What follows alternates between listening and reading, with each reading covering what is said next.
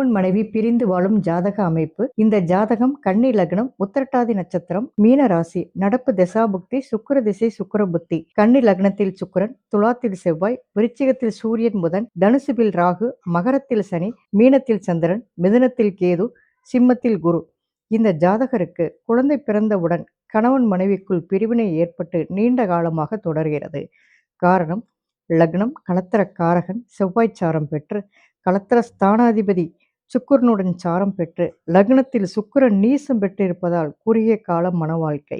புத்திர ஸ்தானாதிபதி 5ஆம் இடத்திலே ஆட்சி பலம் பெற்று விரையாதிபதியின் சாரம் பெற்றும் புத்திரஸ்தானத்திற்கு பாதகாதிபதியோடு சேர்க்கை பெற்றிருப்பதால் குழந்தை பிறந்தவுடன் சிறிது காலத்தில் கணவன் மனைவிக்குள் பிரிவினை ஏற்பட்டுள்ளது. இன்னும் ஒரு காரணமாக 7க்கு 4ஆம் இடத்த அதிபதி புதன் 3ஆம் இடத்தில் சுயச்சாரம் பெற்று வலுப்பெறுவது முக்கிய காரணமாக இருக்கிறது. பொதுவாக ஒரு ஜாதகத்தில் செவ்வாய் சனி பார்வை பெற்றுவிட்டாலே நீண்ட காலமாக பிரிவினை உண்டு பண்ணிவிடும்.